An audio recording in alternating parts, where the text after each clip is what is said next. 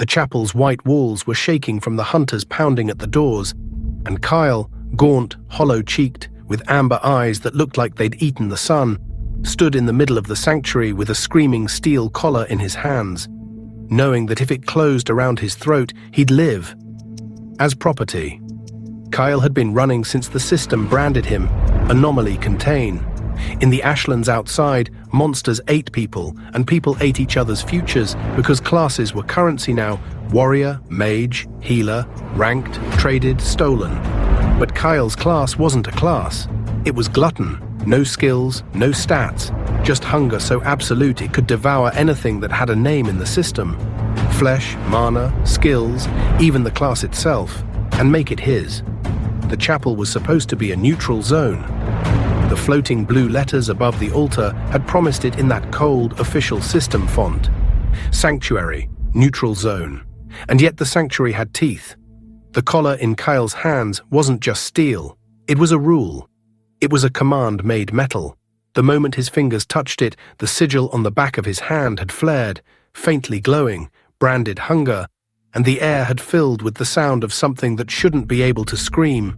Not a voice, a warning. Anomaly, contain. Outside, boots scraped across broken stone. Someone barked orders, sharp and practiced. Seal the exits, don't let it slip into the nave. They didn't call him Kael, not even boy, it. Kael's stomach clenched like a fist. The hunger in him was awake, pacing, sniffing the air like a starving dog that had learned what fear tasted like. He could hear the system screens flickering somewhere in the church, cracked panes of blue glass embedded in the walls like old dead windows. Each one stuttered with static, as if even the sanctuary was trying to remember what it was supposed to be. Kael looked down at the collar. If he put it on, the pounding would stop. The hunters would come in, not as executioners, but as handlers. They'd drag him to some guild vault, some containment wing, and he'd be kept alive as long as he stayed useful. If he didn't, the sanctuary would stop pretending.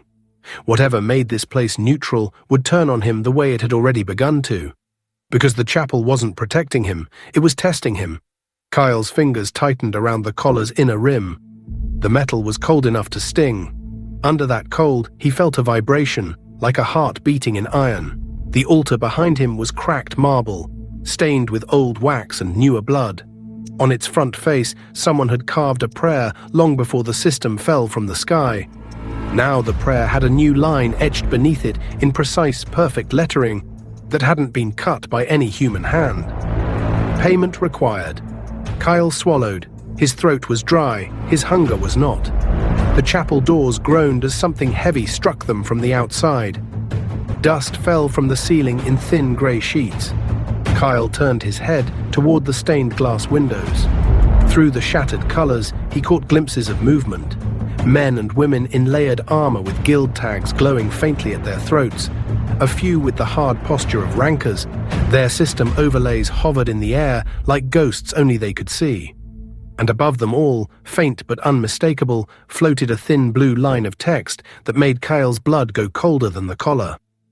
Enforcement protocol, cagebind, pending. Not just hunters. An enforcer. Kael's amber eyes narrowed. The last time he'd felt an enforcement protocol this close, the air itself had tasted like chains. He dragged in a breath. The chapel smelled like old incense and fresh fear. Then the collar screamed again, louder, because Kael had lifted it. The sound punched through his skull, his vision flashed with system blue, and for a heartbeat he saw his own status as if the world had peeled back his skin and read the truth. Class, glutton. Status, starving. Flag, anomaly. Contain. No stats, no neat little numbers, just that word, starving, like a judgment. Kael's hunger surged, angry at being named. He remembered the street, thin hands snatching crusts, rats fighting him for scraps.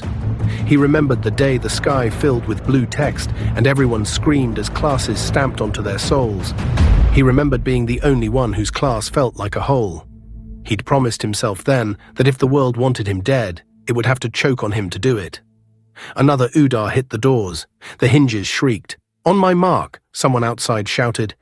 Kael backed toward the altar, keeping the collar between himself and the entrance like it could block steel and spells. His bare forearms, scarred too thin, tensed under the tattered cloak. The glutton sigil on his hand pulsed. He didn't want the collar, he wanted to eat it. The thought was immediate, instinctive. The same way his body knew how to breathe, Glutton knew how to devour. But the collar wasn't food. It was a rule, and rules were dangerous to swallow. Kael stared at the words on the altar. Payment required. Sanctuary demanded something, not faith, not obedience. Payment. Outside, the hunters started counting down. 3. Kael's eyes flicked to the chapel floor. A thin line of blue light had formed across the cracked tiles, a boundary like a drawn blade. It curved around the altar, around Kael, forming a circle. The sanctuary was isolating him. 2. Kael's hunger pushed at his ribs, furious. It didn't care about neutral zones or protocols, it cared about survival. 1. The doors exploded inward. Wood shards and dust blasted into the nave, and armored figures poured through the opening like a flood that had learned to hate. Spells flickered to life, small spheres of flame, the shimmer of barriers, the dull glow of buffs. And the moment the first boot crossed the blue line on the floor, the sanctuary bit. The air snapped. A transparent wall, like glass made of system text, slammed down between the hunters and Kael, stopping them dead. One of them crashed into it with a grunt, palms splayed, face twisting as if he'd hit an invisible cliff. Blue letters crawled across the barrier. Sanctuary rule, no violence within boundary. For half a second, the chapel was silent except for the collar's trembling scream and the hunter's ragged breathing. Then a woman in front, short hair, a gilt crest glowing like a brand, spat and raised her hand. "Neutral zone my ass," she hissed. "We don't need to swing, we just need to contain." She snapped her fingers. A chain of blue light erupted from her palm, thin, elegant, unmistakably system-made, and lashed toward the barrier. The chain didn't strike like a weapon, it latched like a command. The sanctuary's barrier flickered. Kael felt it like a tug on his spine. Containment wasn't violence, containment was administration. The chain slid through the rule like a needle through cloth and wrapped around Kael's wrist, cold and tight. The glutton's sigil flared in response, bright enough to paint his knuckles gold. Kael jerked back, teeth bared. The hunger in him growled. Another chain snapped out, then another. They didn't hurt, not at first. They just claimed space. Each link felt like a line in a contract being signed in his bones. The woman's eyes narrowed as she saw the glow on Kael's hand. "Anomaly," she said like a curse. "Put the collar on him and we walk out clean. Sanctuary doesn't stop voluntary compliance." "Voluntary." Kael laughed once, a dry, broken sound. The chains pulled him toward the altar. "Payment required." The collar in his hands shivered like it was eager. And then, through the broken doorway, behind the hunters, something stepped into view that made every guild member tense. A figure in pale, seamless armor with no crest, no name, no human warmth. Above its head, a single line of blue text hovered, calm as an execution order. Enforcer unit. Cagebind. Kael's mouth went bitter, so the system had sent a person-shaped rule to collect him. The enforcer didn't rush, it didn't shout. It simply lifted its hand. The sanctuary's barrier shimmered and began to rewrite itself, not break. Rewrite. Kael felt the neutral zone's protection thinning like cloth held over a flame. The woman with the chains smiled because she understood exactly what that meant. "See," she said softly, "even Sanctuary knows what you are. A mistake." Kael's hunger surged so hard his vision blurred. A mistake. He'd been a mistake long before the system. A street orphan no one claimed, a boy everyone stepped over. But Glutton didn't feel like a mistake. It felt like the world finally giving him something that matched the way it had treated him. Kael lowered the collar until the inner rim hovered just above his palm. He could feel the rule inside it. Contain, leash, own. The chains yanked again, pulling him closer to the altar. Kael looked at the carved words on the altar and made a decision that tasted like blood. If the sanctuary wanted payment, then he would pay it in something the system would understand. He pressed the collar against the glowing sigil on the back of his hand. For an instant, nothing happened. Then the glutton mark opened, not like a mouth with teeth, like a hole in reality. The collar's scream turned into a high, tearing wail as the metal began to dissolve into blue fragments, as if it was being unmade into its underlying code. The chains around Kael's wrist went rigid. The woman's eyes widened. "What? Stop him!" The hunters surged forward, but the sanctuary still held them back from direct violence, their bodies slamming against the invisible rule. The enforcer's head tilted, as if recalculating. Kael didn't stop. His hunger drank.